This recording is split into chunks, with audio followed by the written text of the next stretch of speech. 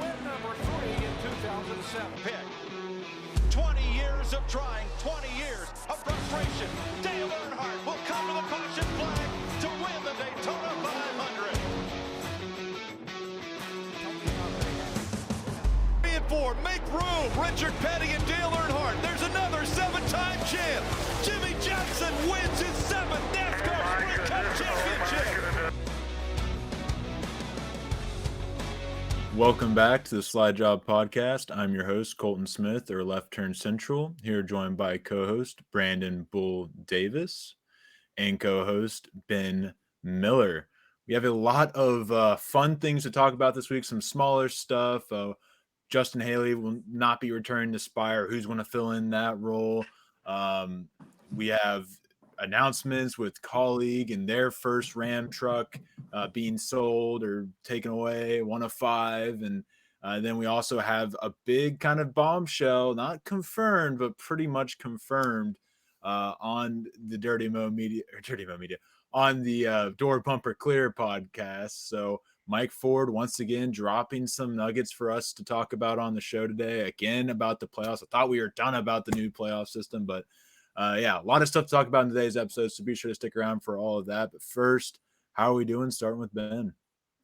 Yeah, I'm doing good, man. I mean, pretty chill week, I would say. Got to watch some Thursday night football last night. Bengals got the dub, Who Day. But other than that, it's been a pretty chill week. But Bull, what about yourself, man? Man, not too bad. Been busy with work.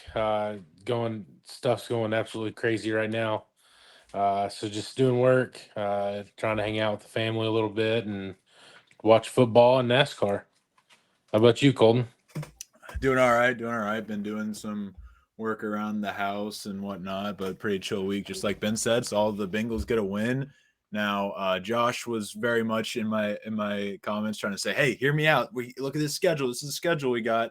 I'm like, that's great and all, and I see it, but at the end of the day, I have shut that portion of my heart down and am looking forward to college basketball season. But I can't wait. Colton. A little over a week. But this is a little over a week. I know this is NASCAR, but I cannot believe how fired up I am for an exhibition game. I am sick to my stuff. Like, I am sick of myself after being this excited for an exhibition game. Yeah. It's definitely going to be a thrill. It's definitely going to be thrilling to watch. Cannot wait to watch it. No doubt. But let's go ahead and circle back into NASCAR, starting with kind of the first news I would say that dropped this week was Justin Haley losing his ride at Spire and the number 7 car. No word on what Haley's future and no official word on who will be driving the 7. My immediate reaction was Colleague. You got 5 cars, or 5 trucks in the truck series. Find a spot for Justin Haley. This is a guy who started his career out at Colleague and really only left Colleague because he didn't have a long-term contract with Colleague. At the end of the day, I think that kind of bit him in the butt. I think he could have built something at Colleague that earned him a multi-year extension, but I understood his standpoint. But now he finds himself in the position where he is out of a ride. And that kind of was, again, he went away from his multi-year extension at Rick Ware and then went and took a bet on Spire, and it nipped them in the ass. That being said, I feel like Spire definitely treated him poorly. Did not gave him Rodney Childers. It's a great start. Not Spire's fault, but Rodney left, and then also lost his car chief, or I think it was his car chief, or some big part of his team midway through the season. All of that, all things considered, I mean, he was just a non-factor all year long, which is definitely below. Haley's usually at least average. In the average equipment he drives, he usually gets the best out of that. We did not see that out of the 7 this year. So now he finds himself looking for a job. Not sure where he lands, but I do think Colleagues said that they would be open to giving him a ride. However, apparently all 5 of their trucks are taken, which I don't know how much stock I buy into that. But what are your thoughts on this whole ordeal? Kind of saw it coming with just how poor the performance was and who they're probably going to end up putting in that car. But Bull, starting with you. Man, I don't like this at all. Think about what Justin Haley did last year with Rick Ware Racing and how he made them competitive. I mean, we actually were talking about Rick Ware Racing a little bit last year. Made them competitive. And then, as you mentioned, his crew chief, Rodney Childers, leaving, getting fired, however you want to put that. I think there might have been a little more to it than they let on. But he didn't get a fair shake this year. Towards the end of the season, I think he did get a little better and improved a little bit, but it took a while. But if you go from a complete new team, starting doing your off-season prep with one crew chief, then going through what was it, 10, 12 races, something like that, and then losing that crew chief, getting another crew chief, and you have to develop that chemistry, all that again. So I don't really think he got a fair shake this year, uh, and I think he's a damn good race car driver. He has had success in the past, so I'll be happy to see where he lands, and I hope to see him back in the Cup Series. Ben? Yeah, for sure. But yeah, I mean, obviously, no surprise here that Haley's leaving Spire Motorsports and not returning next year. But I mean, yeah, overall, just a tough season for Justin Haley. I mean, only 2 top 10 finishes this season. I mean, he came close to winning at Daytona to lock himself into the playoffs. But when you look at the season as a whole, I mean, he was not performing well compared to Carson Hocevar and Michael McDowell. I mean, obviously, we saw flashes from those guys, but we really haven't been seeing a whole lot of flashes out of Justin Haley. I mean, beginning of the season, though, I mean, it looked like Justin Haley, Inspired, they were going to be a good team this year. Well, that 7 group, I should say. But, I mean, with Rodney Childers and people he had success with at SHR, I mean, it just fell apart after the first few races. I mean, did not show any flashes. But just talking about Justin Haley's future and what's next to him, or what's next for him, I should say. I mean, I can definitely see him in Colleague, for Ram and the trucks or Xfinity. I mean, he's obviously had a lot of success with Colleague and Xfinity. I mean, he's won 4 races for them and made a Championship 4 appearance. But just looking back at his truck history, I mean, in 2018, he won 3 races with GMS Racing. I mean, he's still young. He still has time to rebuild his career. But I mean, he's only 26 years old. But yeah, I feel like no matter where he goes next, I feel like he's gonna have some success. And you know, he's a good race car driver. And I mean, it was just he was just in an unfortunate situation at Spire Motorsports. But hopefully he'll land a ride here soon. But no matter where he goes, I feel like that his future is still bright for sure. Yeah, I mean, he's an Indiana boy, so I got to stick up for my fellow Indiana boys. And I think this was partially his fault. I don't really understand the logic of I want to jump from Colleague to Rick Ware Racing because they're giving me a multi-year extension. Then before you even finish that multi-year extension, you jump ship to Spire for a 1-year extension, for a 1-year deal. I never understood that from Haley, especially considering. But then there was also the part where I think he was also promised perhaps RFK. Ryan Priest ended up getting that job. So that's probably really what ended up happening there. Regardless, I think he was screwed over in the situation. And I think it could also go to where Spire expanded to 3 full-time cars this season with the 7, 77, and 71. One car had to go to shit. That's why I'm just cautioning against these teams expanding to 3 cars, because one car is just going to not be good to start. It's going to take a couple years to get that car going, if ever. And I just think that's really what was the main case. And then you combine all of the off-track stuff that happened with that team, they were just destined for that spot. The 7 car is mentioned on Twitter quite a bit that it was actually also is just cursed ever since Kawicki. So yeah, I think that's just rough. It wasn't it for him, and I think you just kind of gotta take your cards in and go down to the Truck Series or Xfinity Series. I like him being with Brendan Queen now as the main guys at Ram. I think that's a great foundation to build your truck team around, with the promise that as Ram moves up to Xfinity and Cup Series, Haley will be able to go along with him. That's a veteran. That's a guy who at Colleague showed promise and was building that program. And yeah, you kind of wonder what if he never left there in the first place. But we have a lot of other little stuff to talk about. Brendan Queen I mentioned, so we'll go ahead and talk about him. It was announced he was the first Ram trucks driver to be announced for Colleague Racing. Brendan Queen actually has quite the resume.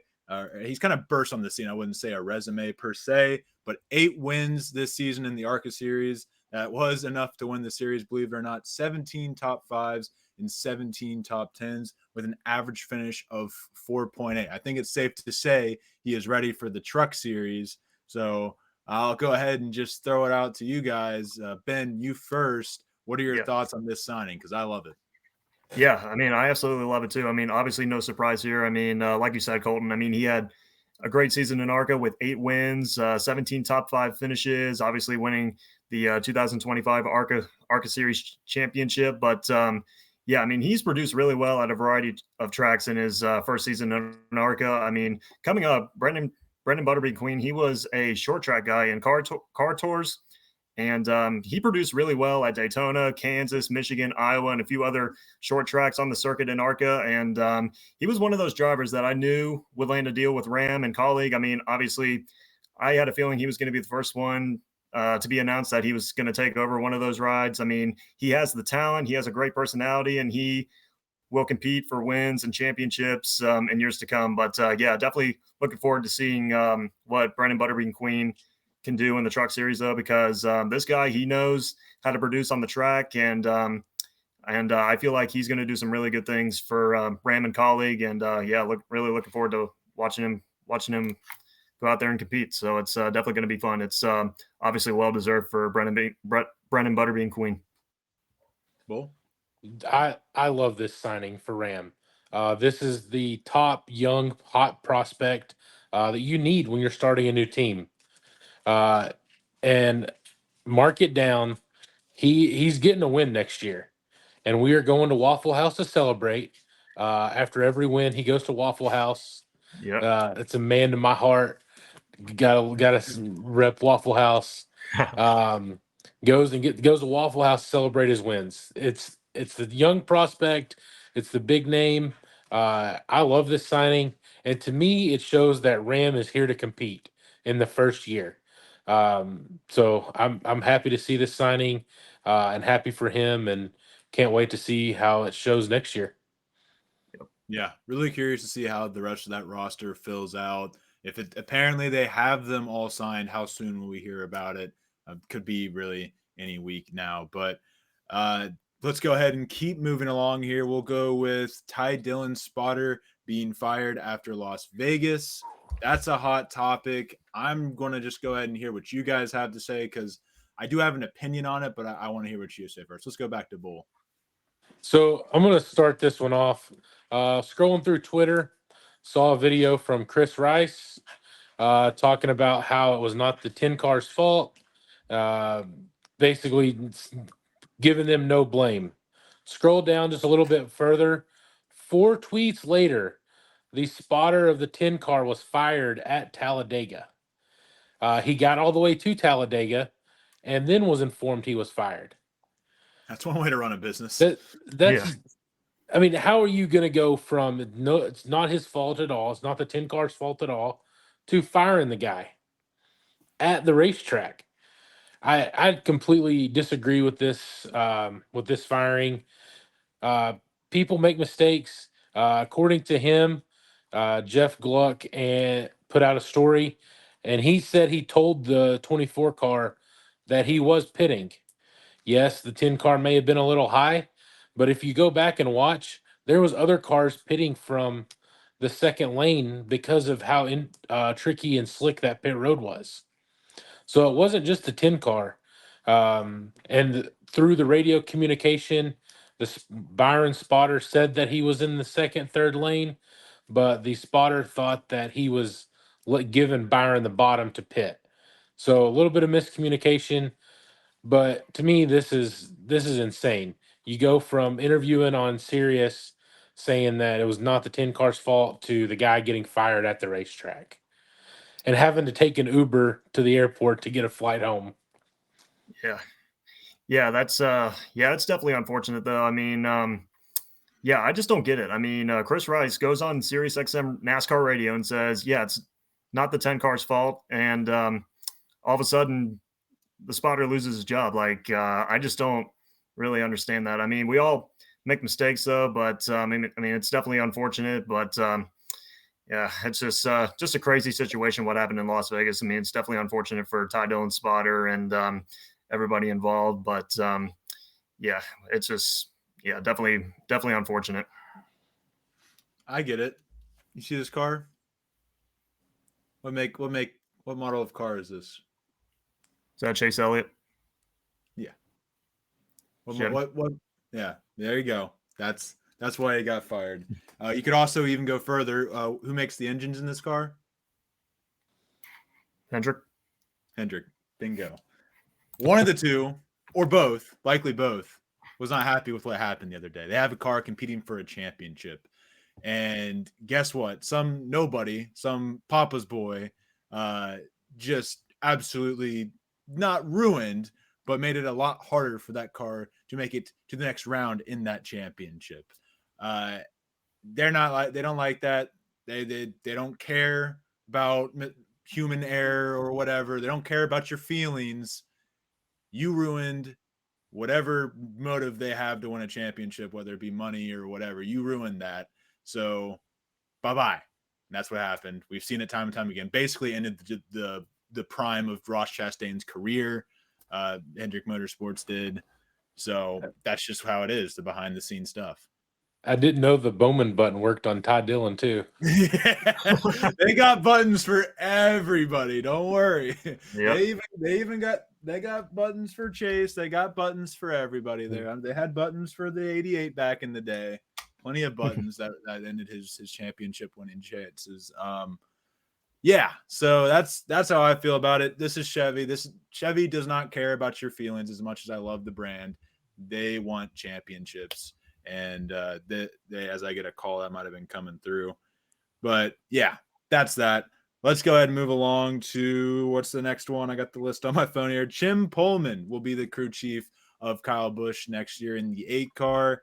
The former crew chief of Justin Allgaier. He signed on there in 2023, got him to the Final Four, but that wasn't enough. The next year in 2024, finally getting Justin Allgaier that championship in the 7. That's a lot because he had been trying for as long as I've been watching the Xfinity series closely, and that's about 2016. So huge movement in that 7 team. Kind of can be credited with changing the culture there in the 7 team. But now he comes to the 8. There's a culture that needs to be changing. It's definitely that 8 team right now. I'm not completely sold if he will do it, but he's been in RCR before, so he knows his way around the shop. But Ben, what do you think? Do you think this is the move that gets Kyle Busch resurging? Yeah, well, I mean, we'll definitely see. I mean, just looking at his success with Justin Allgaier, I mean, like you said, Colton, I mean, since taking over as Justin Allgaier's crew chief in 2023, he's built a winning program. I mean, he's produced 9 wins, a championship 4 appearance in 2023. But I mean, yeah, I mean, just looking at this guy's background as a crew chief, I mean, obviously he had a lot of success with Justin Allgaier, but yeah, I feel like overall this is a great decision that was made by RCR. I mean, this is a team that needed it. I mean, they need to improve. This is a team that need to improve their track performance. And I mean, Kyle Busch is on the verge of being winless for the 2nd consecutive year. And but yeah, with Pullman, with his success with Allgaier, though, I feel like him and Kyle Busch will do some good things on the track. I mean, in a way, it's kind of a big leap because when you go from a successful Xfinity team with a successful Xfinity driver in Justin Allgaier and along with Junior Motorsports to go to a struggling 8 team at RCR, but in a way, I feel like it'll definitely take some time for sure, but I feel like as the races progress next year, they'll learn a thing or two, and I feel like in a way, Pullman, he'll do his best to try to turn that 8 team around, and who knows, maybe he can get Kyle Busch back to victory lane though. But overall, though, I mean, just looking at this guy's resume, he provides great leadership, and I mean, you saw it with Allgaier, of course, but yeah, it'll definitely be interesting to see. But in a way, I do like this move a lot because they definitely needed it for sure. Bo? Yeah, I don't know if it's the right move, but I'm here for it. We need Kyle Busch back. A good Kyle Busch is good for NASCAR. But just you kind of covered it for Pullman. 2023 with the Champ Four, or with the Final Four appearance, had an average finish of 10.69 on the season. Last year, winning the championship, had an average finish of 13.58, and this year has an average finish of 12.4 so far, with a good shot to making the championship four again. So at least it's a start. I hope it works out good because, like I mentioned, the better Kyle Busch is, the more we get back to that rowdy Busch, the better that is for NASCAR. Yep. Completely agree. One last thing to talk about here, though. Mike Ford. I thought we were done. I thought there was nothing to come out about the playoffs, new format, whatever, until after the season. Well, Mike Ford had other ideas on Door Bumper Clear.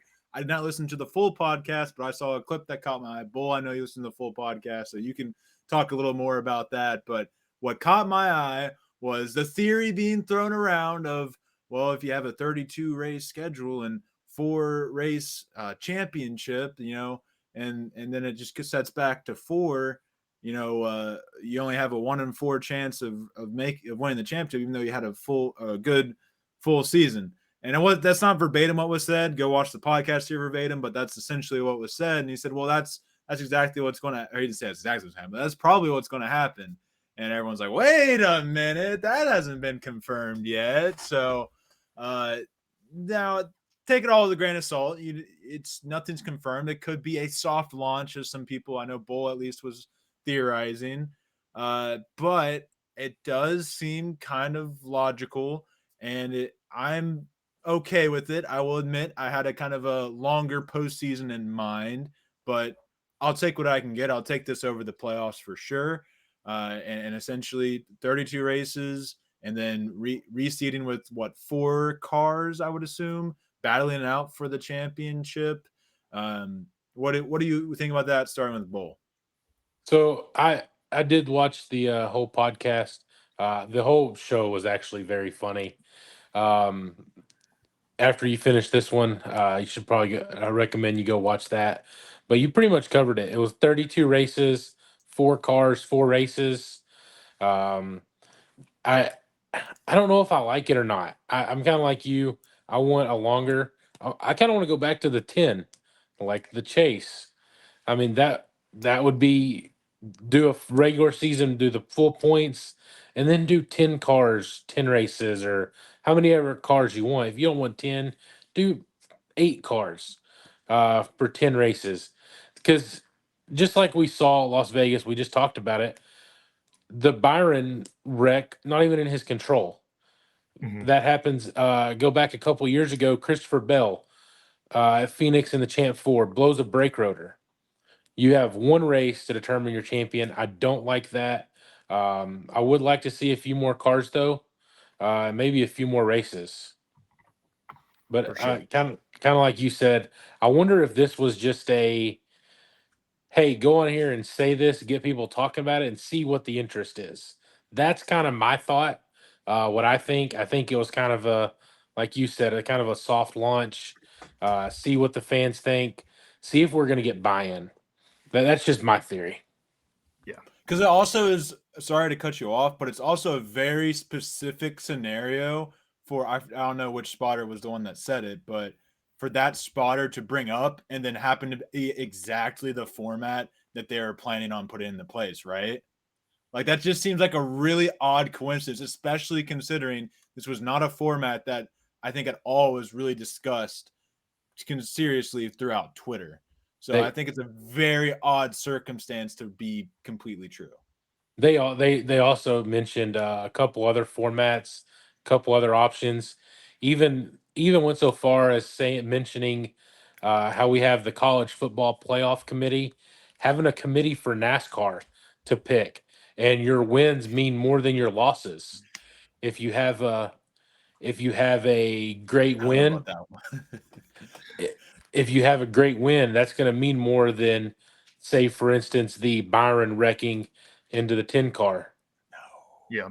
Can you imagine? Can you imagine Twitter if that was a thing?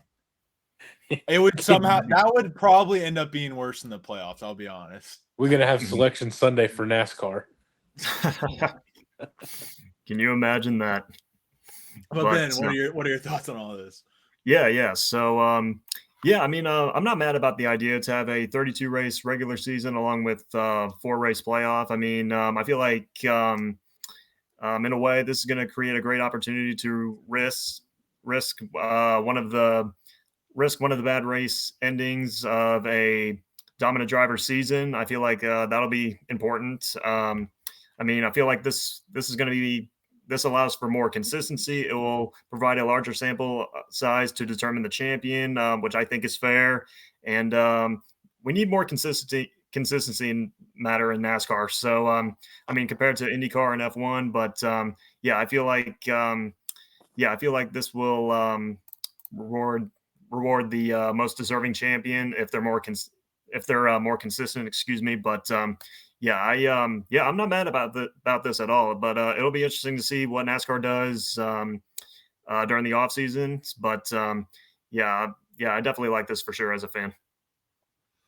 Yeah, I'll reiterate that I agree with Bull. I think that just should be longer. I think the playoffs and the length is actually a great length right now, because if we were actually to have, and I think the point was made on there, was that we had this issue with the playoffs where Denny Hamlin just won at Vegas, and now we don't have to talk about him for 2 races. Blaney won. What race did he win? He won like I can't think what race he won, but Kansas, right? No.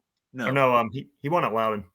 Loudon. Okay, so he wins Loudon, and then we don't have to talk about him for 2 more races because, he's clear. There's no reason to talk about him. So, and then instead we're talking about this battle for 12th in the point standings at the end of that round. Like, that just takes away from the star power. If Blaney's going on a tear and he's winning races, he's making a run for the championship, which he had been in the point standings to start the playoffs if it was regular season points.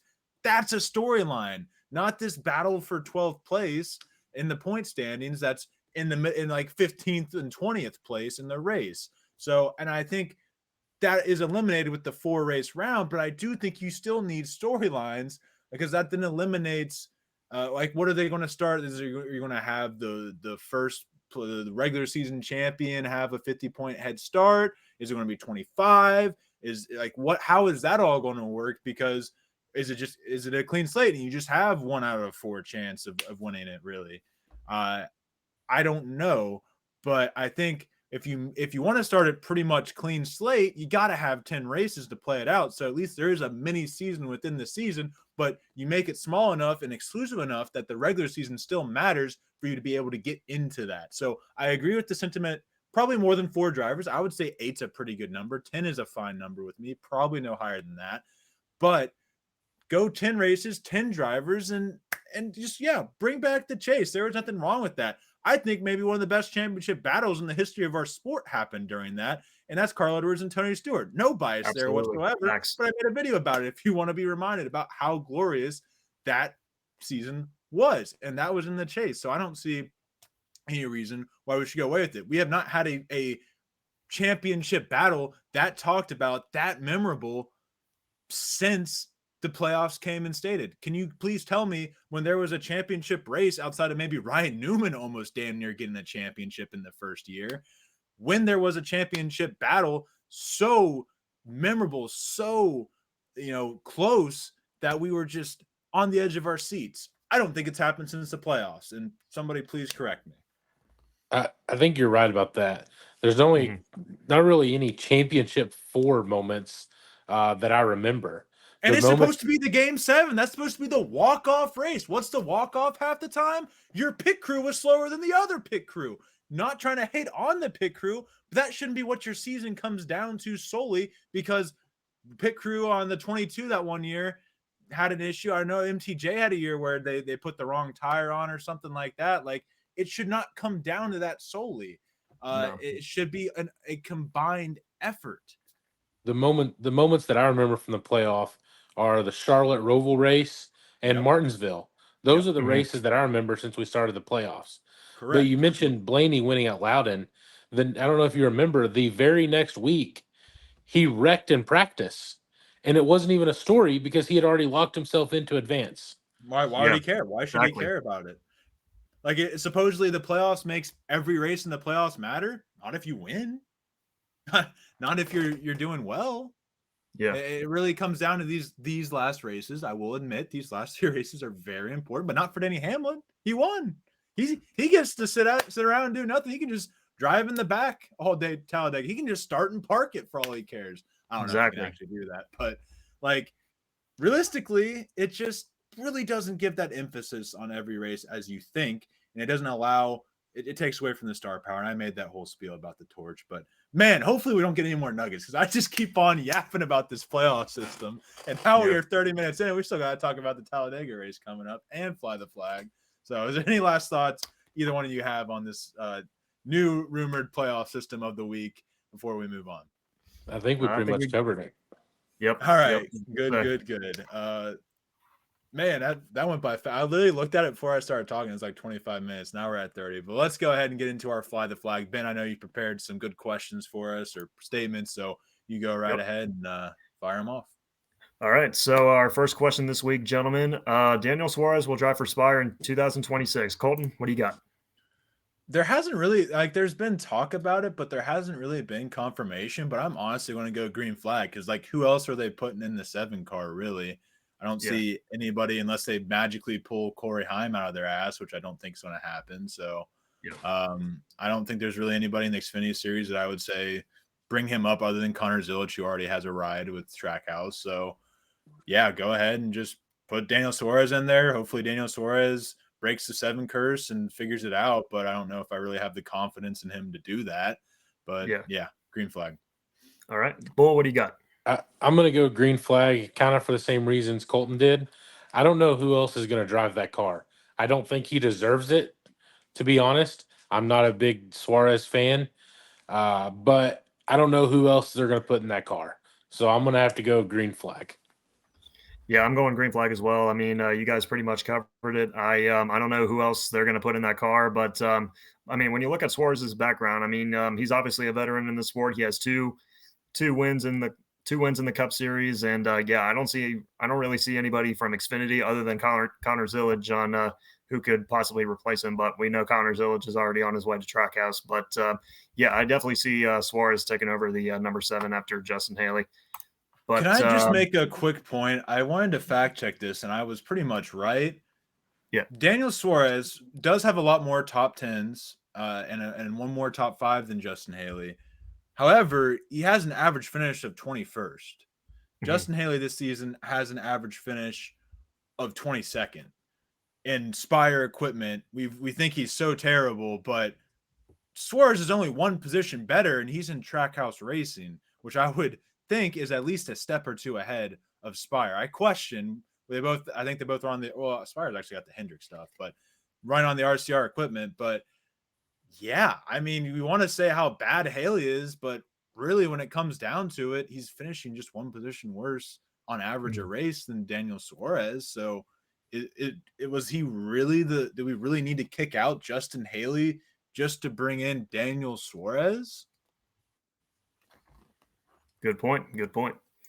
But yeah, moving on to our second question. Justin Haley will go back down to Xfinity. What do you guys say, Colton? Yeah, I'll go yellow because I really am holding out hope he goes to the colleague truck series. I just want to see him in a Ram. But I think honestly it's just as likely that he lands somewhere in the Xfinity series. And AM Racing could use a driver right now to keep that program going. That'd be a really good driver to pick up for him. Colleague did say they're open to bringing him back. At least that's what Chenry told me. Actually, I realized I never fact checked that, but Chenry did say that. So hopefully Chenry wasn't lying to me. So yeah, I would go ahead and decide on the yes, but I think I would prefer to see him just go the John Hunter Nemechek route, build that truck series program, follow them up to. I mean, Dodge will end up being colleagues' Xfinity team soon, but yeah, green flag. All right, Bull, what do you got? I'm gonna go red flag. I saw that same report Colton did or Chenry did. Colleague mentioned that they would be open to bringing him back. The 5 seats are taken. Who do we say that one of them not already going to Justin Haley? Because usually when these talks of drivers being let go, it's not just a spur of the moment type thing. There's usually discussions and talks about that going on beforehand. So Haley may have known this was coming for a while and already coordinated something else. So I think that going back down, like you mentioned, pulling the John Hunter Nemechek, going back to Truck Series, getting another year of experience under your belt with a new team, a new manufacturer, and working your way back up with them, starting your legacy there. So I'm going to go red flag. Gotcha. Yeah, for myself, I'm going to go yellow flag on this one. I mean, there's still obviously an opportunity for him to go to Xfinity or trucks, but yeah, I feel like regardless where he goes, he's definitely he'll be just fine. I mean, he has a great Xfinity background, he has a great Truck Series background, but yeah, as of right now, I'm going yellow flag. But last but not least, ARCA champion Brendan Butterbean Queen will win with colleague and Ram in 2026. Colton, what do you got? Absolutely. Green flag, no hesitation. Bull already said it. Yeah. Green flag, and we're going to Waffle House. Waffle House. Yep, I'm with you guys. I'm going green flag as well. I mean, I feel like Brendan Butterbean Queen, he's definitely going to be out there competing for wins. And yeah, I think there's going to be a lot of trips to Waffle House in 2026. So yeah, give me the green flag for our ARCA champion, Brendan Butterbean Queen. Queen's keeping Waffle House running one win at a time. You should be sponsored by Waffle House. Come on now. I was about to say. I was about to say we ought to do a podcast live from the Waffle House if we get to win. Yeah,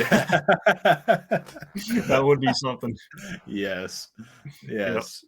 But yeah, Waffle House, hit the guy up. He deserves it. He earned it.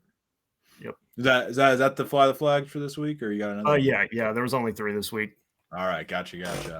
I lost track there for a minute. So let's go ahead and move along to our Talladega. I do want to point out, y'all remember when Justin Haley was supposed to replace Alex Bowman in the 48 with Rodney Childers? Yeah. That was a time to be alive. He probably would have if he would have performed better, but too bad, too sad. And now it's Carson Hocevar. Well, it hasn't been announced yet. But let's go ahead and move along to Talladega because I actually have a pretty interesting point I would like to make. Who are the favorites that we're talking about on Monday or Tuesday or Sundays when we talked? We were talking about Penske. They have been dominant at the super speedways, and I definitely think they will have a hand in what happens here. But if you take a look at the old average finish, maybe I live by the average finish a little too much. But if you look in the next gen era, William Byron, Chase Elliott, Alex Bowman, Kyle Larson make up the top 4 average finishes of full-time drivers in this era at Talladega. Wow. It's a 7th place average finish for Byron, a 10th, basically 11th for Chase Elliott. Chandler Smith actually did finish 11th in his one race here, so he's 3rd. But then Bowman 13th and Kyle Larson 14th average finish. Now, I don't think it really means much at Talladega average finish, but it is an interesting thing to see. We think of the Penske guys as being the big dogs around here, but for whatever reason, Hendrick seems to be able to find a way to finish better. It is notable that only one of the Hendrick drivers has a win here. That is Chase Elliott from Dawsonville, Georgia.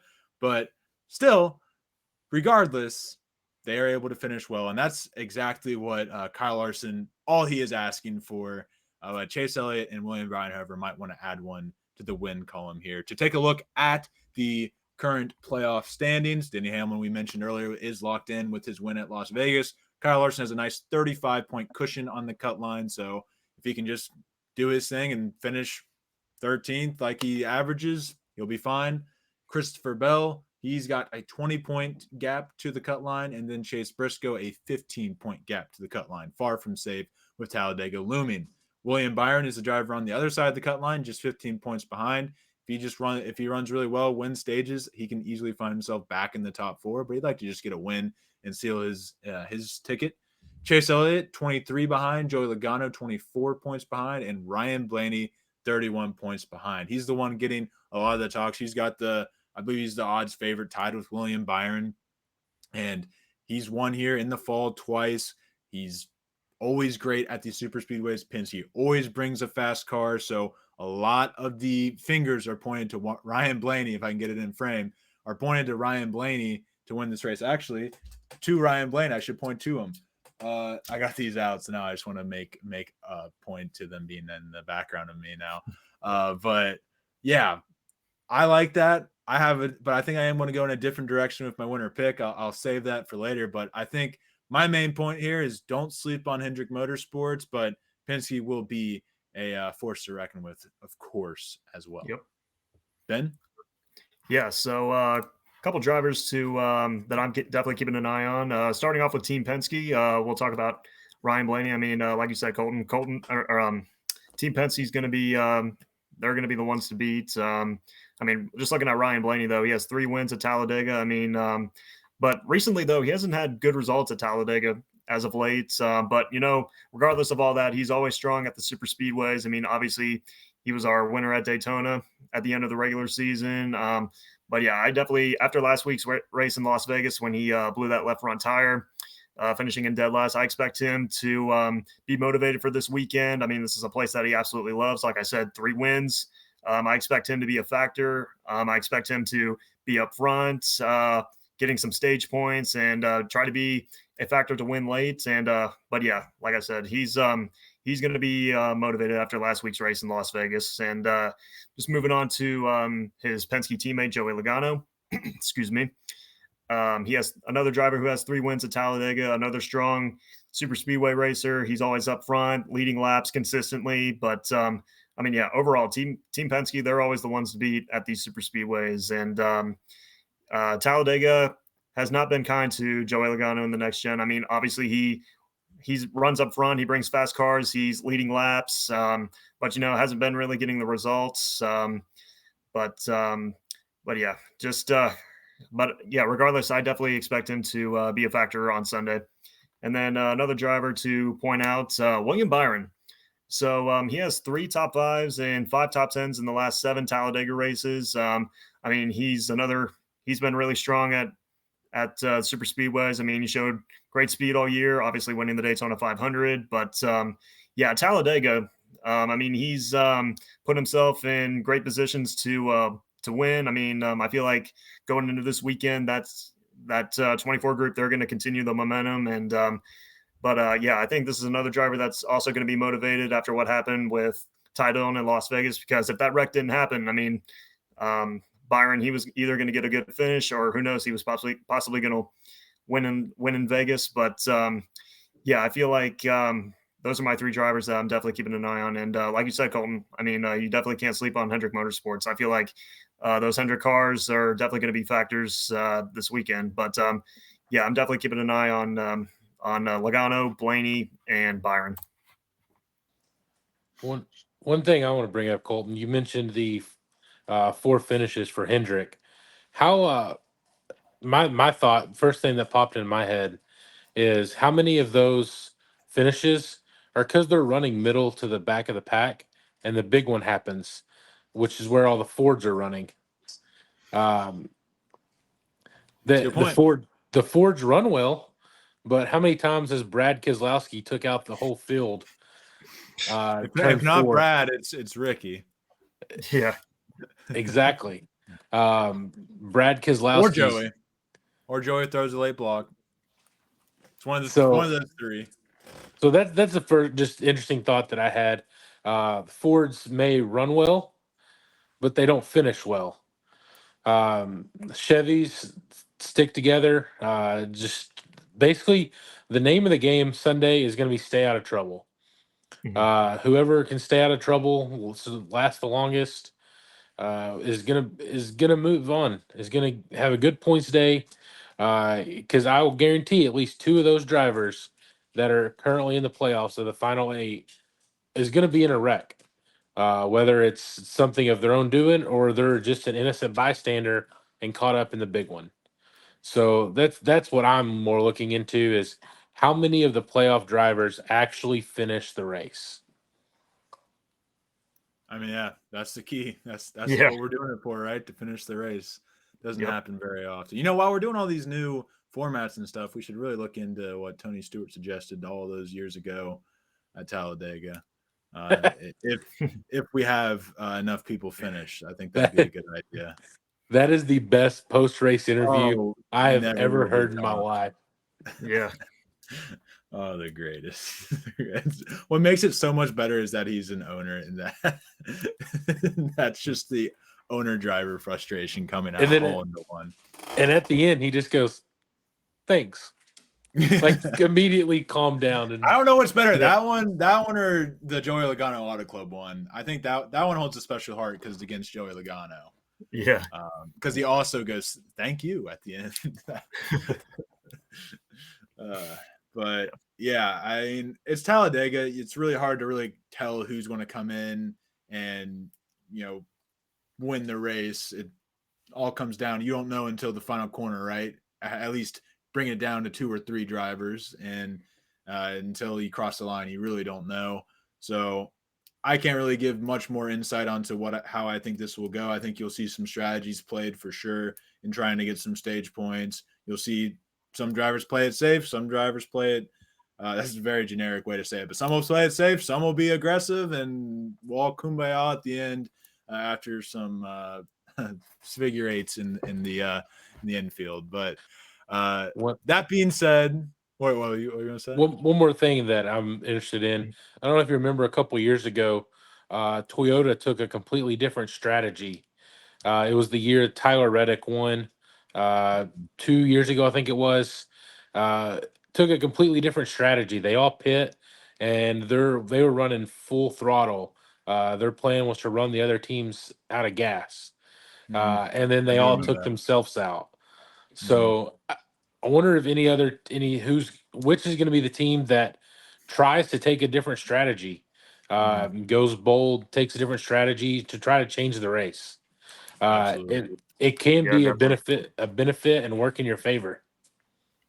Yeah, yeah, Yep. especially with this positioning in the round of 8. But I think it's time for us to go ahead and give our race winner picks. I'll go ahead and start. I'm feeling William Byron. I don't know what it is. I don't know why.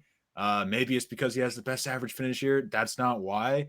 I think the storyline of him having all the talk about what happened to him in the Vegas race, screwing him out of it. I think he's going to be motivated. I mean, obviously he's going to be motivated, but I just feel some sort of magic around there in that 24 camp, and I think he will punch his ticket to get into the next round here at Talladega. Yep, I'm going with William Byron as well. I mean he's obviously one of the best super speedway racers we have in the Cup Series, and yeah, in the last couple races, he's definitely put himself in position to win at the end of these races. I mean, he runs consistently in the top 5, top 10, always up front, and yeah, I definitely feel like he's going to break through and get this win in Alabama this weekend and punch his ticket to Phoenix and get his 3rd win of 2025. So give me Willie B to get it done next. Give me Willie B to get the dub in Talladega. So as I sit here, I still don't know exactly who I want to pick. I'm down to 2 drivers, and neither one of them are in the playoffs. I think we're going to have a playoff spoiler. We're due My for one. my 2 picks are Brad Keselowski and Austin Cindric. I think one of them's going to win the race, but I think I'm ultimately going to go with Brad K. I think that RFK team, I think they work well together. I think they're going to be the ones that take a different strategy. Brad's usually really good at super speedways anyway. Uh, that team works well together. So give me Brad K to pull the playoff upset. I Yeah, like that definitely. pick. He's Good. due. He's due. We're due for a non-playoff winner. We haven't had one all playoff so far, so Mm-hmm. or SVG. I forgot about him. He technically was a playoff driver though, so I'll still count Yeah. it. I guess maybe I don't know. Yeah. Yeah, but I think that'll do it for today's episode. Unless you guys have anything else to talk about. I don't think so. No. I'm good. All right. Well, thank you all for listening. Be sure to hit the subscribe button, comment down below you guys' thoughts. We had a lot of stuff to talk about today, which is why we have another 50-minute episode. It's been a minute. I went back and looked. It's been a couple weeks since we pushed it to 50. We got close actually last week, but 50 it's been since the middle of September. So we've been doing good, but we'll be pushing 50 here today. So thank you all for sticking around this long. Be sure to check me out at LFC__99 on Twitter, Ben at Ben Miller PXP, Bull at Bull_81818, and we'll be back Tuesday for our recap of the Talladega race. We'll have plenty to talk about, and then I'll be going to Martinsville. So after this pod, we better try to figure out what we'll be doing for that, because I do want to be a part of it, but I will be driving when we typically record this. So I mean, I can obviously have somebody else drive, and we'll be there, but we'll see how it all works out. But yeah, thank you guys once again, and yeah, we'll see you in the next one. Peace.